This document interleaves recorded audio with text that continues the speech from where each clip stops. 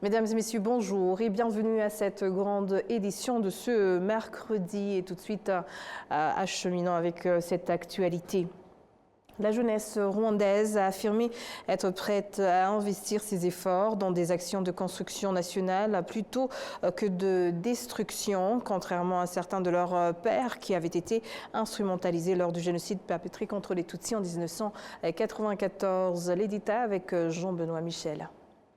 L'histoire du Rwanda montre que les jeunes ont été utilisés dans la propagation de la haine et d'autres actes néfastes qui ont conduit le pays jusqu'au génocide perpétré contre les Tutsis de 1994. Aujourd'hui, la jeunesse actuelle affirme comprendre clairement la vision positive du Rwanda et se dit déterminée à mobiliser son énergie pour bâtir le pays et s'opposer à toute tentative de le ramener en arrière.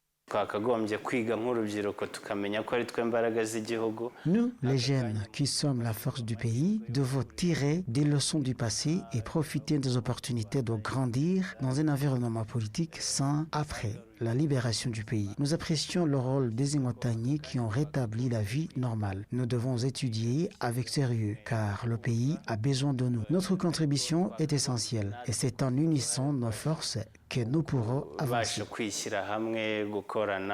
Cette jeunesse salue également des opportunités offertes par le pays, notamment l'ouverture du Rwanda aux autres Africains qui peuvent venir y travailler.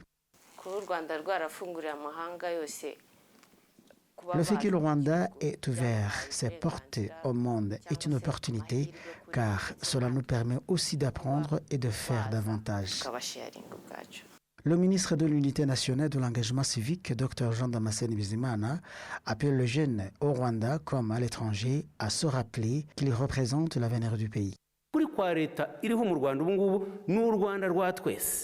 La vérité du gouvernement actuel est que le Rwanda appartient à tous et œuvre pour tous, sans discrimination liée aux catégories sociales et aux origines, en tenant compte de son histoire marquée par le génocide contre les Tutsis. Le Rwanda, dirigé par le président Paul Kagame, vise à traiter tous les Rwandais de manière égale, afin que chacun bénéficie de mêmes opportunités et que le pays progresse sans laisser personne de côté.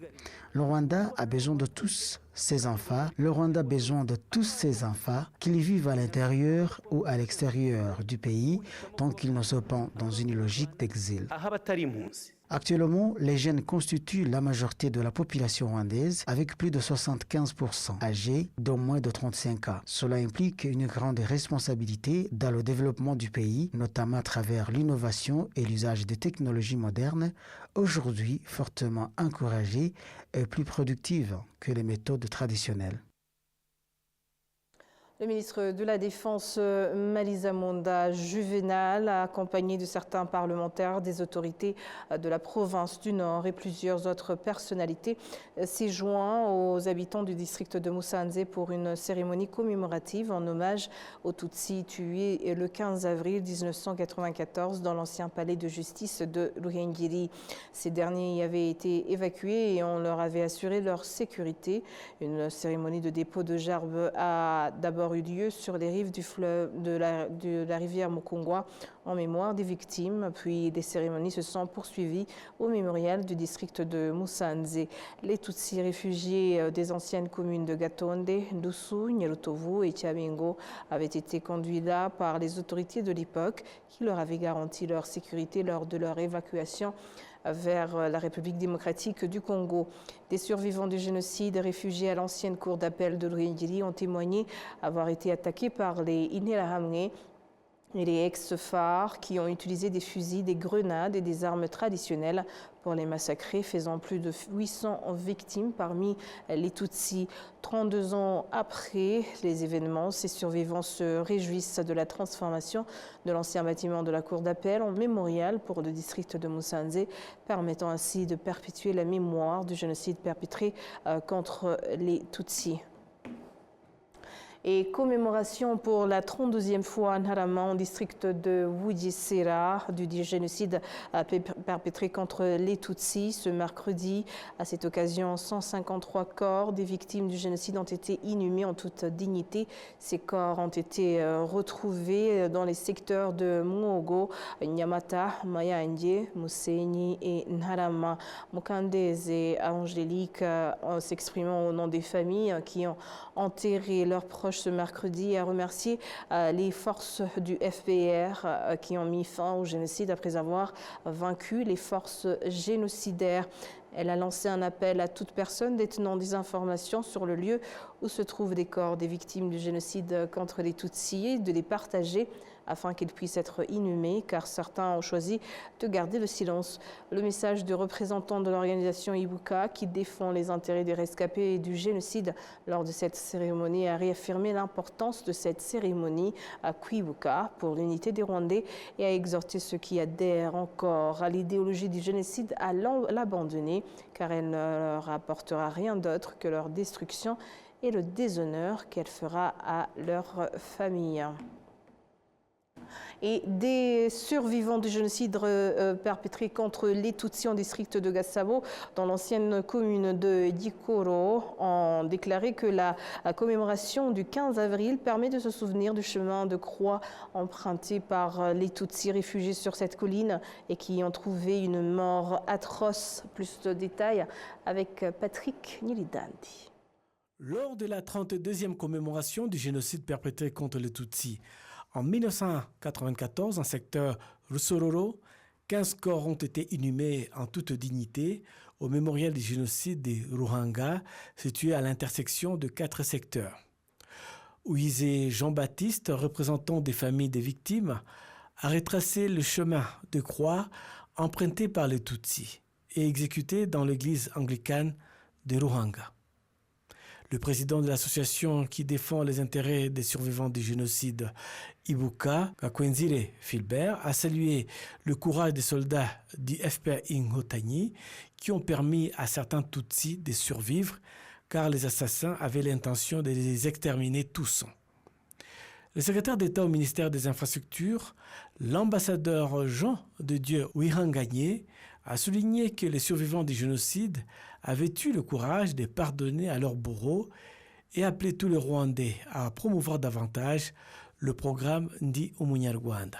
Le mémorial du génocide des Ruhanga abrite plus de 37 000 corps de victimes du génocide perpétré contre les Tutsis. Des Tutsis originaires des anciennes communes de Gikoro, Gikomero, Rubongo, Bichumbi et d'autres localités s'étaient réfugiés dans l'église anglicane des Ruhanga, où ils ont été massacrés. Ce lieu est aujourd'hui devenu un mémorial du génocide. Les intervenants ont indiqué que le courage des soldats du FPR Inhotanyi a permis au pays d'atteindre l'unité et la réconciliation. Le plan des assassins a échoué. Ce souvenir est un engagement. Ils ont appelé à lutter contre l'impunité en restant fidèles au programme Ndi Umunyarwanda, car ce programme sera utile à tous les Rwandais. Le mémorial du génocide contre les Tutsis à Ruhanga abrite plus de 37 000 corps. Et en province du Sud, à Tchahinda, dans le district de Nyaruguru, la mémoire collective se ravive avec intensité à l'occasion de la 32e commémoration du génocide perpétré contre les Tutsis. Plus de 58 000 victimes massacrées le 15 avril 1994 sont aujourd'hui honorées dans un profond recueillement. Ce moment ne se limite pas à une simple évocation du passé. Il constitue aussi un appel à la conscience, un devoir de mémoire qui rappelle à chaque Rwandais l'importance de ne jamais oublier. Dans le silence chargé d'émotions, les noms, les visages et les histoires de ces innocentes victimes continuent de vivre à travers les témoignages et les commémorations. Dans cette ancienne commune de Nyakizu, autrefois rattachée à la préfecture de Butare, les survivants portent encore les cicatrices d'une tragédie indescriptible. Ils ont raconté comment, face à une violence brutale et organisée, ils ont tenté de résister avec courage et détermination, mais leurs efforts ont été anéantis par des attaques coordonnées menées sous la direction des autorités locales de l'époque, notamment l'ancien bourgmestre Ladislas Ntaganzwa. Ces récits mettent en lumière la planification méthodique des massacres et rappellent à quel point la haine peut être destructrice lorsqu'elle est alimentée et organisée. Aujourd'hui, au-delà de souvenir, c'est un message de responsabilité et d'espoir qui est porté. Les autorités locales, à l'image du maire du district de Nyaruguru, ont appelé à renforcer la solidarité envers les survivants en les accompagnant dans leur reconstruction et en leur redonnant confiance en l'avenir. Elles insistent également sur le rôle fondamental des parents et des éducateurs dans la transmission fidèle de l'histoire aux jeunes générations, car préserver la vérité, c'est protéger l'avenir, c'est en cultivant aussi l'unité, en rejetant toute forme de division, que le Rwanda peut continuer de se reconstruire plus fort et plus résilient. Et à Gitega, les habitants du secteur de Gitega, dans le district de Nyarugenge, ont été appelés aujourd'hui à enseigner et à leurs enfants l'histoire du génocide perpétré contre les Tutsis, à renforcer la lutte contre son idéologie. C'était lors de la commémoration de la 32e commémoration du génocide perpétré contre les Tutsis, organisée dans ce secteur de Gitega. Plus de détails avec Jean-Benoît Michel. Le secteur de Gitega possède une histoire marquante. Pendant le génocide, les Tutsis qui y vivaient ont tenté de se défendre et de résister pendant environ 7 jours. Cependant, ils ont finalement été submergés et tués par des Interahamwe, appuyés par les militaires du gouvernement de l'époque. 17 au 14, nous étions unis, les habitants s'organisaient pour se défendre face aux attaques et ce qui fit trouver un refuge ici. Mais le 14, nous avons été affaiblis à cause du mauvais leadership. On nous a trompés en disant que le conseiller avait été tué par des Montagny, puis les militaires et les blindés sont arrivés et nous ont écrasés. Mukamwiza Claudette, survivante du génocide perpétré contre les Tutsis dans ce secteur, a témoigné en soulignant que le génocide avait été planifié de longue date à travers des réunions organisées pour en préparer l'exécution. Le génocide contre les Tutsis a été planifié. Qu'on ne nous trompe pas, ce n'était pas un simple accident comme on l'a prétendu. Comment un avion peut-il tomber et immédiatement apparaissent des machettes, des balles, des armes? C'était bel et bien préparé et il faut le comprendre avec lucidité. Les survivants du génocide perpétré contre les Tutsis dans ce secteur saluent également le courage des Inkotanyi qui ont libéré le pays, ainsi que la bonne gouvernance qui leur a permis de se reconstruire et de retrouver l'espoir.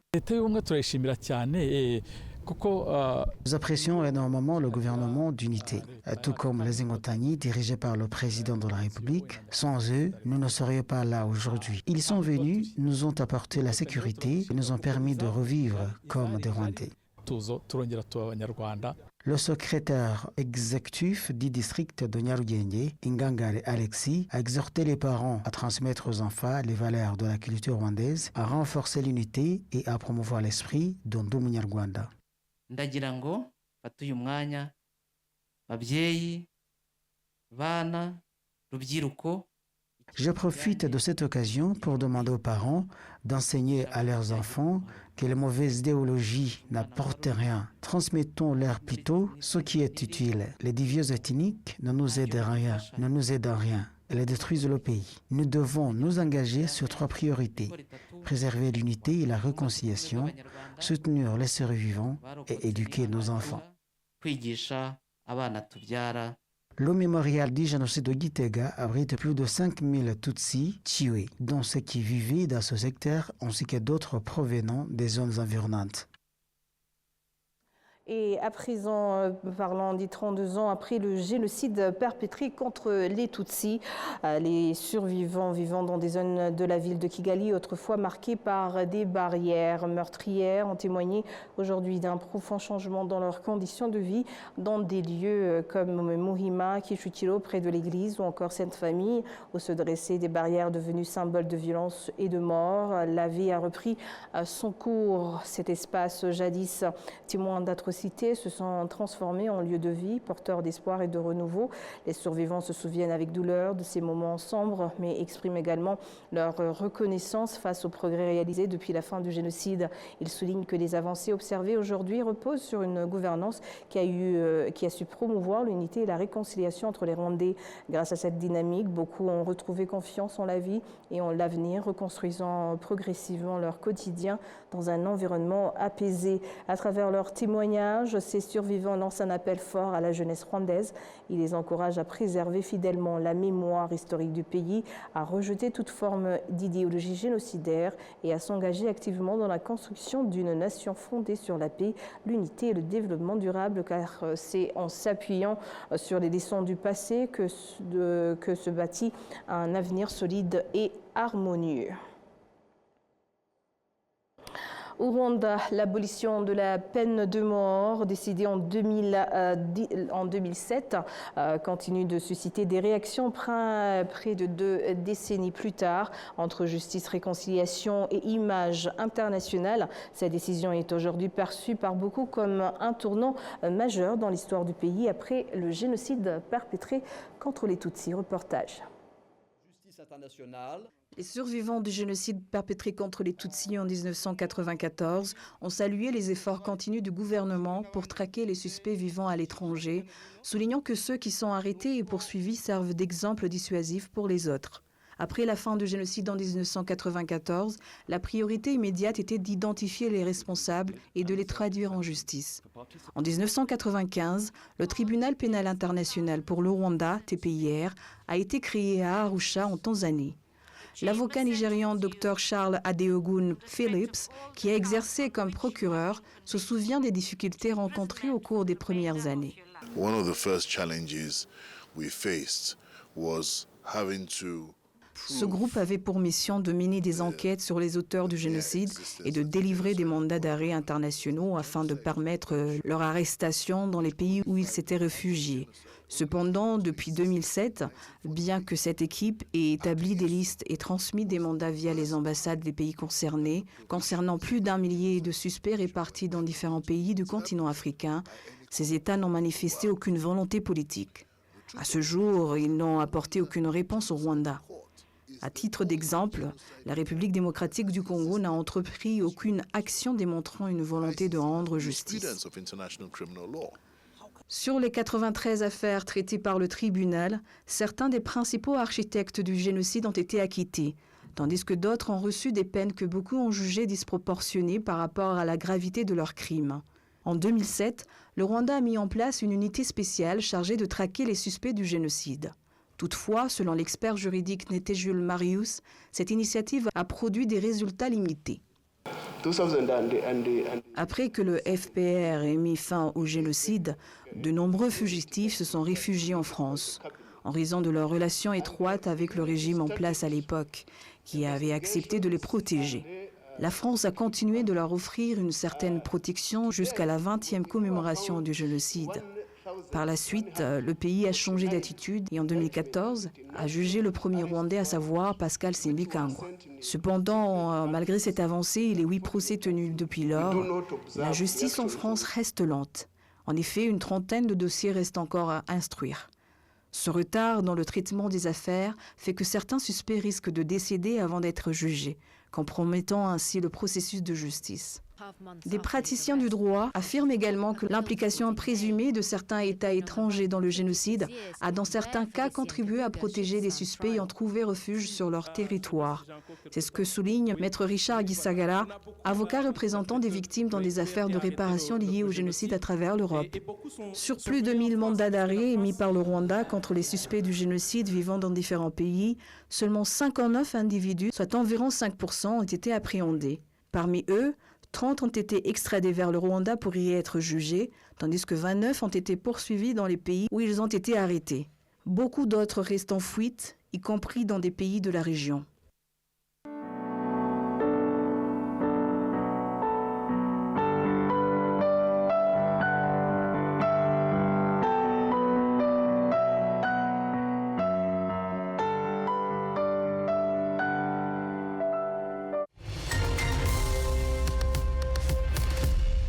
C'est sur ces images que nous clôturons cette grande édition. Au nom de toute l'équipe qui a contribué à sa réalisation, je vous remercie. Bonne poursuite des programmes de la télévision rwandaise et toujours portez-vous bien.